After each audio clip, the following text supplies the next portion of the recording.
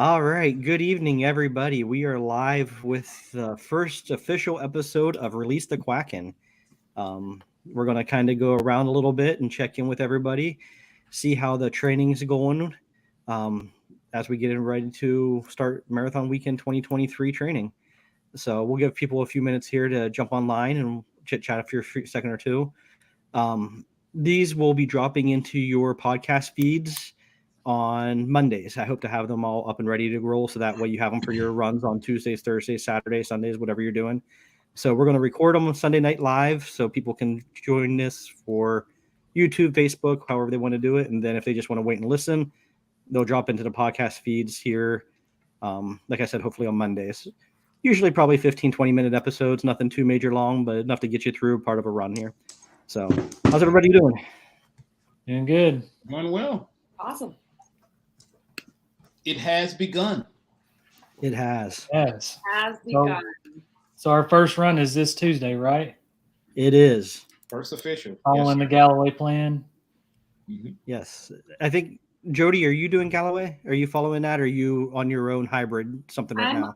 I'm actually doing a customized training plan with Coach Twiggs, who's part of the Galloway program. And the only reason I'm doing that is because I have a race in October, and I was trying to lay out the training plans for Dopey and the training plan for that, and I was just getting myself incredibly confused. So I thought it would be helpful to have some proper coaching and someone to tell me do this day. So that's what I did. So you're still following the same basic structure, but you're just combining a couple of different things. And I've listened to some podcasts with Coach Twiggs. He sounds incredible.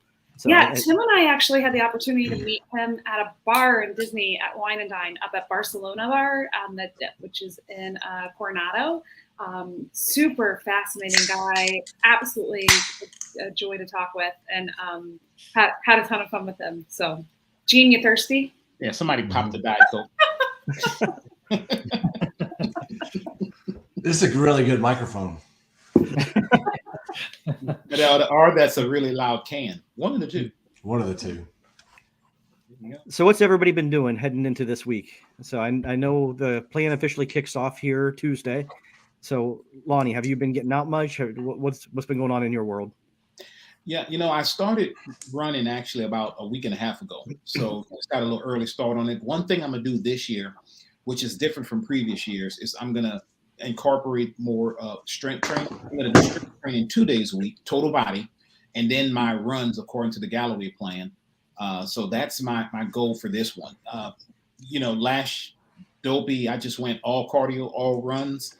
I think that's why maybe, my core got a little soft. But this time I think I'm going to do a little better. Got a tracker to track all my workouts. So hopefully the goal is I'll go in stronger physically, not just, cardiovascularly, but, strength as well. That's the goal. Can't beat that. What tracker are you using? I'm using a Galloway. And I mean, basically I printed it out, I got me a calendar. I just go have it up and start checking away. There's probably an app that does that too, There probably is, but I need to write stuff down so I can print it out if I want it. What about you, Kevin? Have you been getting out much?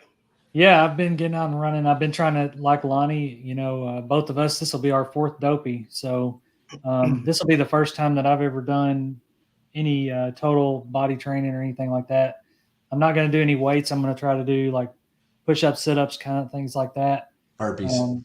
Trying to add, I'll probably start off with a little more frequent runs during the week than the 3, just to kind of get some of my endurance back, because I lost a lot of it after this last Dopey, and Flying Pig was really rough. So I'm still trying to build back from that, but doing a lot more run walk. In the past, I'd never done run walk in training, so just in the races.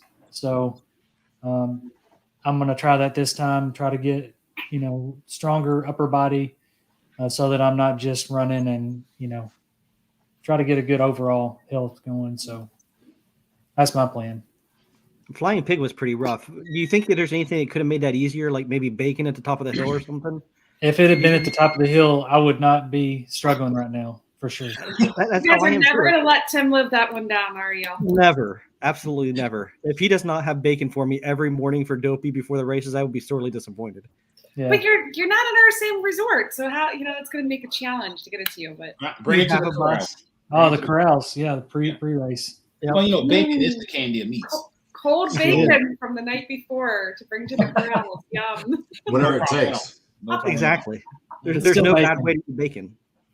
Yeah. for sure. How's things going with Eugene?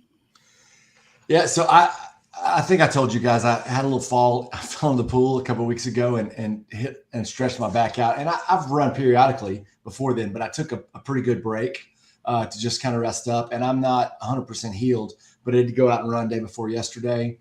I got about 3 miles in and just to get ready, to get a little heat adapted. It's hot. I know it's hot everywhere. It's hot in Louisiana, and it doesn't matter. I mean, it could be 99 at 1 or 2 o'clock in the afternoon or 96 at 7 o'clock at night. So, what's the difference? So I just want to make sure I get heat adapted. With this injury, I've been going to see a chiropractor, and she's helped me out.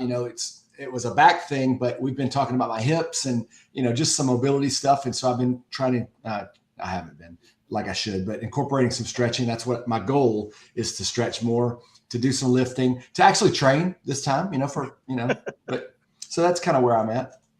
Well, we're going to check on that, Gene, because, your hips don't lie. They do not. I haven't been training. We're going to Tell know. the truth. My hips tell the truth. So Jody, I saw you got out for 14 today? Yesterday. So Wow. Clearly the overachiever of the group. No, as I said, if you all thought that the Flying Pig was hard, there's a race associated with that platform called the Queen Bee, which is focused on women runners. And Has a run? the race starts at the beginning of that hill climb, and there's about 2 or 3 extra hills in it. So it was my very first half marathon that I ever ran, and it holds a special place for me. So I'm trying to go for it.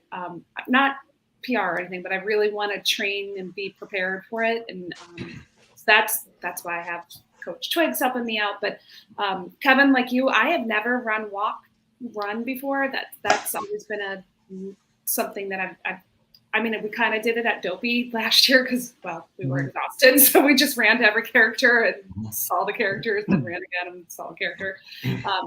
But I did, for my 14 on Saturday, I did run, walk, run. And I enjoyed it. I enjoyed the break. And I did some yoga, stretching afterwards. And I shouldn't say anything because I probably just jinxed myself. It felt pretty good. So I do things a little differently. I run on Mondays and Wednesdays with my 2 girlfriends in the neighborhood. Tuesdays and Thursdays, I go to Orange Theory, which is part cardio, part strength. And then I always swim on Fridays. I get in the pool and get some laps done on the Friday just to get my, different muscles in tone. So, and then Sundays are always a rest day for me. Even if the Galloway plan says run on, Saturday, Sunday, I move it back to Friday, Saturday. You all know I'm crazy. I'll go run at 4 a.m. or something like that. I'll loop my neighborhood a million times if I have to, but I do not work out on Sundays. Hard, fast rule for me, except for marathon weekend. Obviously we get up and run marathon on Sunday. So I'm a little different, but still following the plan really. No, that's good. I know a lot of people that do that. They stick to that so they can make sure their body, it's family time or whatever, but also make sure that their body has some recovery time. Yeah. Well, and you make a good point that, you don't have, if you look at the plan, you don't necessarily have to follow it every single day. If you have to slip a day here and there, miss a day, or you have to skip a day, move a day to a different date, as long as you have a little bit of time off your feet to rest between, especially your long runs, I think that should be good. But don't stress it if you miss the Tuesday run because of a thunderstorm or something like that. Pick it up on Wednesday and then do your second one on Friday or on Saturday, whatever, Yeah. There's thunderstorms now, Kevin, but come November, December, there's could be snow and ice storms that we're dealing with. That's true. That's You'll definitely experience all the elements, absolutely, especially if you live in the Mid-South.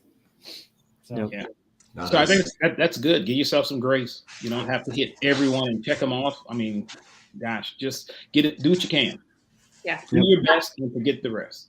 I'm a big believer that time on feet, whether you're running, walking, you know, if you're walking the dog, Absolutely. if you're walking, you know, all that stuff counts. I think that that marathon weekend, in particular, the Dopey Challenge. I know there's a lot of races, but I think just that constant time on your feet, anything you can do to kind of prepare yourself, whether that means taking a couple conference calls, standing instead of sitting, anything you can do to get your feet ready for all that time on them, because it's a lot of time on your feet. And it's a lot of standing around too. Yeah. And that is one thing that I did not realize the impact it would have on me last year. I had the miles mostly in. I was able to do the runs. My legs felt okay. My lungs felt okay. I could not stand and put any weight on my feet on Sunday. I'm running the outsides of my feet because they hurt so bad. So when it says to walk those miles, you're going a little slower. That's okay to do. Because you're just putting that extra steps on it, and just you got to get those feet worked up to being able to be on for that long of a period of time. Don't underestimate that for sure. Yeah, so. And not just standing and going into the park, standing in the corral, and then going to the corral. Right? I mean, you're walking from the bus to to front to the staging area, and then out to the corral for the half and the full. I mean, gosh, by the time that's done, you're already a mile or so into it, if not more, and then you got to start running. Exactly how much is it, Kevin? I can't quote it exactly, but it's probably a little over a mile and a half, I'd say. Yep. So who's going to be in charge of clocking it next year, from where the buses drop us off to where the starting line is? You don't have to be in charge of it. Kevin will do it. Yeah, I'm nominating Kevin for that. I've got it in my notes. I just don't have them with me. Hey, so it's funny that I didn't think about that, because to your point, Jeff, my feet hurt so bad this last time for the half and the full, and I didn't. My training was abbreviated because of injuries, but it does go to show. I've been flexible with my training. Like you guys were saying, if you miss it one day and have to push it back a day or two or whatever, I tried my best to get all the runs in. Didn't always happen, but especially with injuries. But I spent so much more time sitting down that year, and now, just because of COVID and working from home now, and it's just, things are different. And I guess it just kind of dawned on me with you saying that maybe that's the difference. I mean, my training was abbreviated, but I think maybe just so much less time on my feet made such an impact, Absolutely. Good point. So like you guys, I've been working on trying to get my runs in each week. Probably 2 to 3 a week. I've been getting anywhere from 3 to 4 miles. Haven't been getting quite as good as I hope to.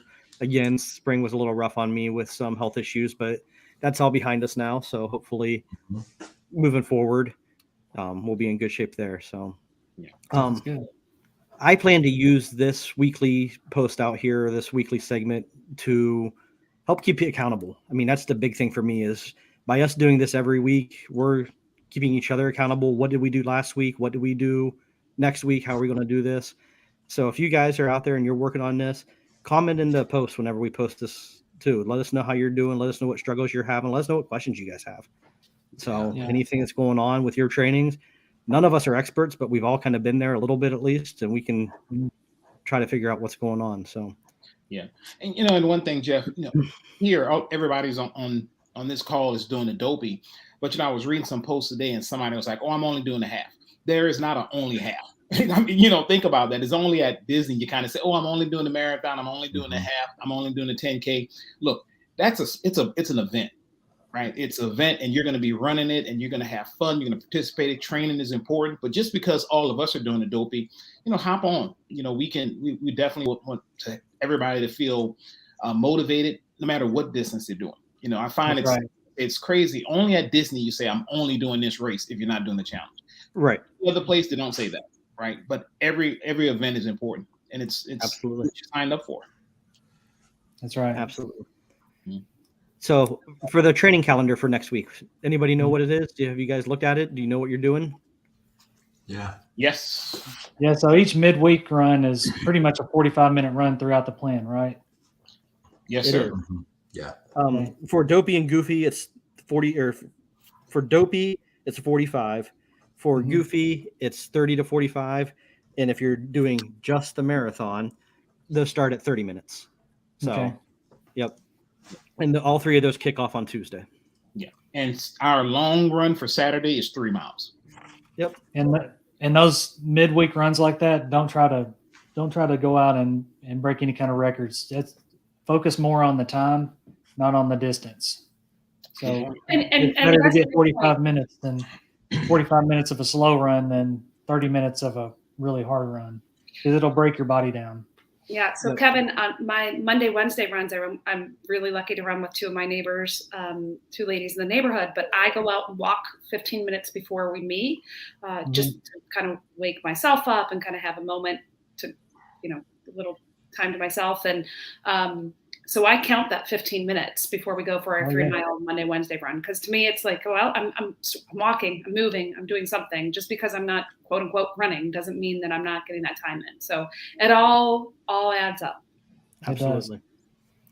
And speaking of, kind of being alone in your thoughts and kind of quiet at the beginning, that's always a good thing. Just remember that this is a long journey. It's not a short thing that you can just go out and do. It's a long commitment. Some might say it's a marathon, not a sprint. That's right. I was going to say that. You beat me to it. Yeah. So just to kind of help motivate, I put together a couple things. So just know that the journey is more than just a physical journey. It's a mental journey and even a spiritual journey. You get a lot of time running alone in your thoughts.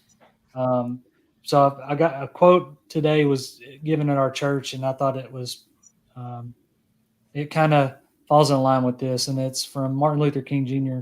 It's faith is taking the first step even when you don't see the whole staircase.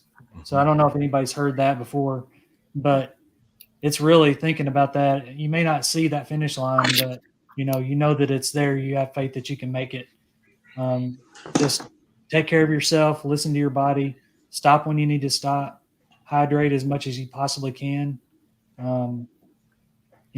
Listen to your body. Number one, that if your body is telling you to stop and you need to cut a run off short, definitely do it. Mm-hmm. So, but yeah, that staircase will be at the end, and you'll get to do your victory lap if you follow those. All right, guys. Anybody else have anything good to add before we wrap up this first episode of Release the Quacken?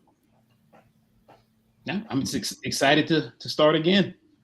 All right. Especially with the group of people on this the screen right now, and so many more.